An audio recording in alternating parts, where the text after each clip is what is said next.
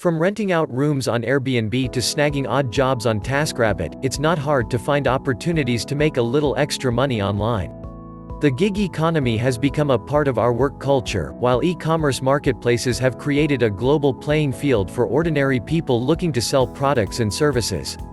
Against that backdrop, there are many time-tested opportunities out there to make some money on the side, from selling your photos online to taking paid surveys.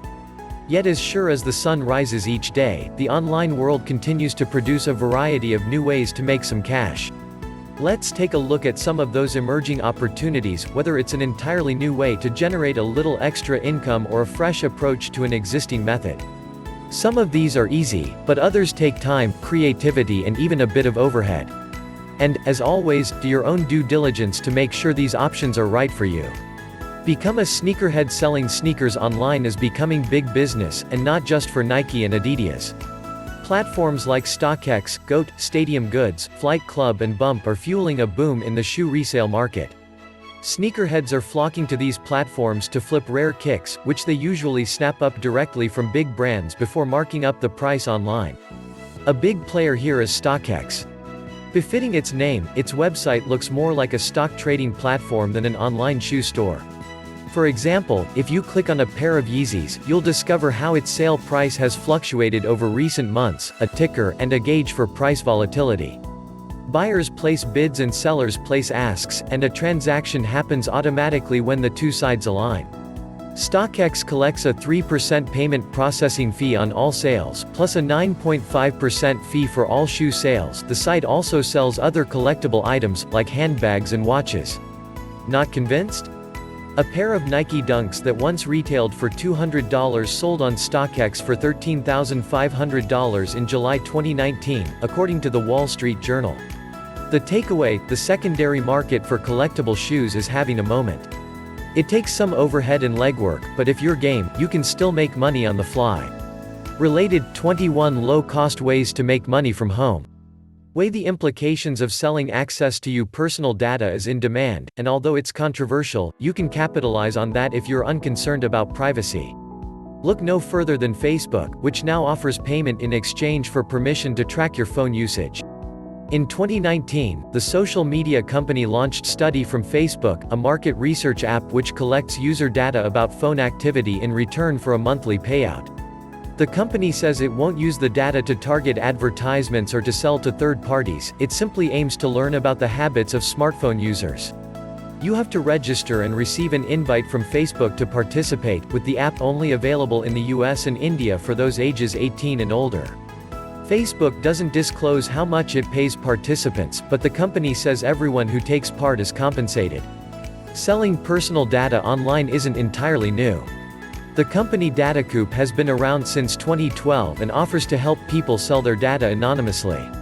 Then there are options like Panel App, which doles out rewards to users who take location-based surveys. Overall, this trend should continue to provide regular opportunities for people hoping to make money.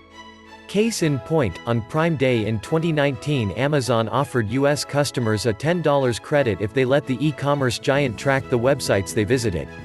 The takeaway: if you're not attached to your privacy, opportunities to sell your personal data shouldn't be hard to find. Follow the example of thrifty teenagers. People have long gone online to clear out their closets, but Gen Z is now getting in on the action. Look no further than Depop. It's a shopping app similar to platforms like Poshmark and ThreadUp, but it's become particularly popular among younger audiences. Often described as a mix of eBay and Instagram, Depop is an international marketplace for fashionable second-hand items, from vintage Prada to newly trendy Old Navy sweatshirts from the early 2000s.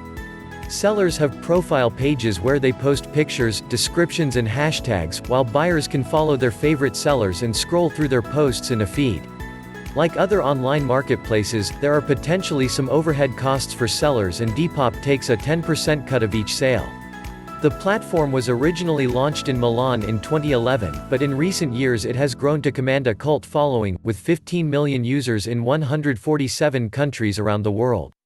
Among active users, 90% are under the age of 26, while an estimated one-third of all 16 to 24-year-olds in the UK are registered on Depop, according to one of the company's investors. The craze appears to be taking hold in North America as well.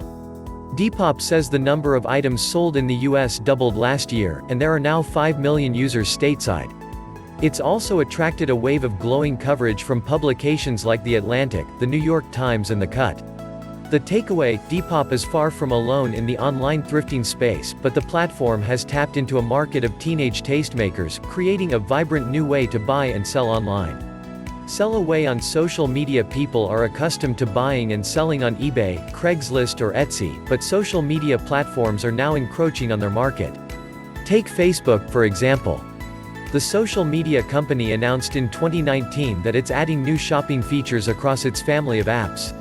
That includes new shipping and payment options for Marketplace, Facebook's sprawling e-commerce platform where you can swap everything from furniture to cars. The move will allow Marketplace users to ship items anywhere in the continental US and pay for their purchases directly through Facebook, something it previously did not facilitate. This comes after Facebook began letting users hire contractors, cleaners, plumbers and other home services through Marketplace starting in 2018. Not surprisingly, Instagram is also beefing up its e-commerce features. Influencers, creators and online businesses can now tag products directly in posts, making it easier for their followers to buy from them. Facebook is also adding new business tools to its messaging platform WhatsApp, which will allow people to view a product catalog directly within the app when chatting with a business. The takeaway: in its drive to facilitate our every online action, Facebook is making it easier to buy and sell a diverse array of products and services. Related: 15 quick ways to make extra cash without quitting your day job. Consider investing in fine art and classic cars. An ordinary person probably can't afford to buy a vintage Ferrari, but what about investing $50 in a single share of a classic car? There's an app for that, called Rally Road. Rally Road operates a platform where members buy and sell equity shares in classic cars for as little as $50 through a series of SEC-registered initial public offerings.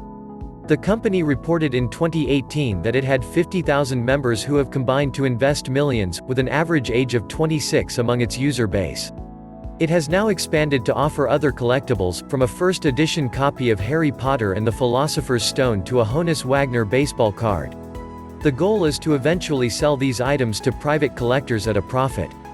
Of course, this type of alternative investment comes with risks, and there's no guarantee the value of these assets will appreciate. Still, investors with the right appetite should find plenty of opportunities to get in on this trend. Another player here is Masterworks, an online platform focused on fine art. Founded in 2017, it extends shares in works from Picasso, Monet and Warhol. Then there's Otis, an app that sells shares in contemporary art, sneakers and collectibles for as little as $25.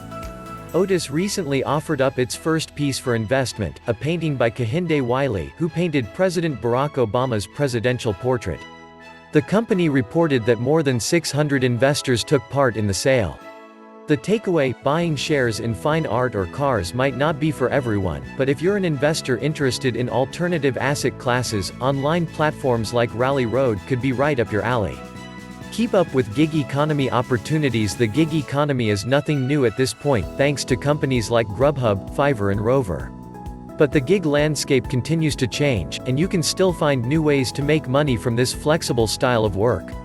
Take Uber. The ride-sharing giant recently rolled out a new app that matches gig workers with a variety of different temporary jobs. The project, called Uber Works, launched initially in Chicago in October 2019. The company has partnered with different businesses in Chicago to offer gigs doing everything from assembly line work to bartending. But Uber Works is far from the only new gig economy opportunity. For example, the recently launched app Drum promises businesses access to a network of salespeople on demand. And for restaurant workers, there's Paired, which connects roving chefs, servers, dishwashers and line cooks to shifts. Then there's Steady, an app launched in 2017 that's intended to make finding gig work easier, while providing tools to track your income. The takeaway: new opportunities continue to arise in the gig economy, allowing more people with different skills to earn money online. Influencer marketing isn't just for celebrities. You don't need to be a celebrity influencer to make money on social media. These days, Instagrammers or YouTubers with as few as 1,000 followers can attract sponsors.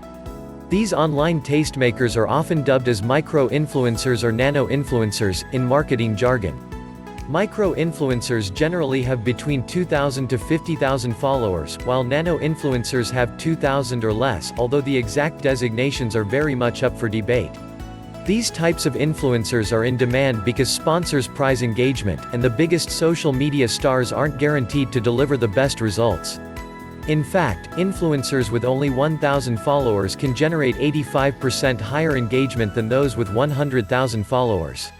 Many of these influencers are regular people posting about a hobby or trade they're particularly knowledgeable about, from owning a photogenic hedgehog to offering up cleaning tips. As a result, their followers often get a more personal experience and their recommendations come off as more trustworthy. The numbers back this up.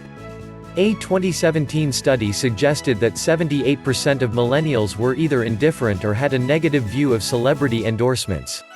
That's led to brands spending 40% of their influencer budgets on micro-influencers, with only 28% devoted to celebrity influencers, according to a 2019 study. Micro-influencers don't command six-figure deals, but there's still money to be made.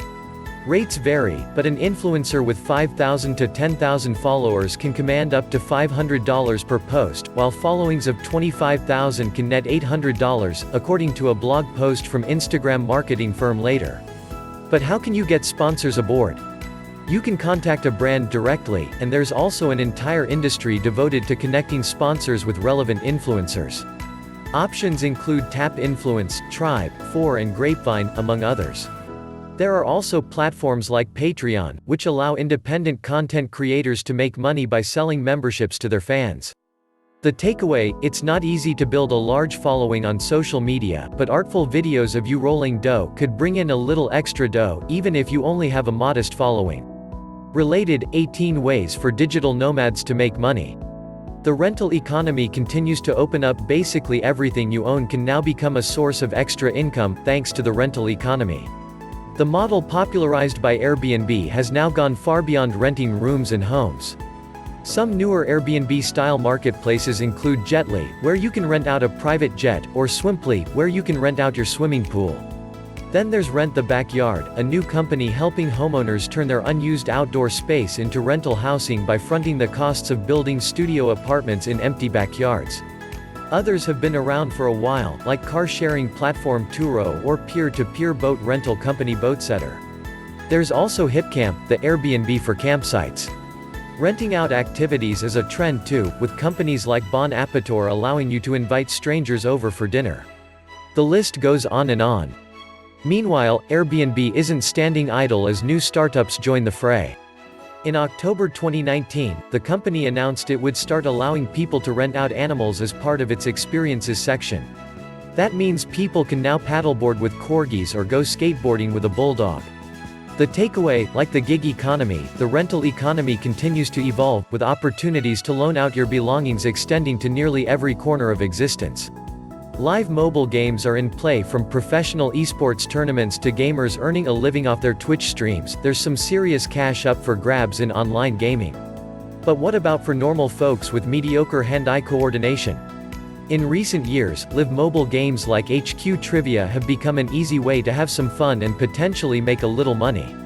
HQ Trivia popularized live mobile gaming in 2017, when it began hosting twice-daily competitions that attracted millions of people to compete for prizes reaching into the thousands.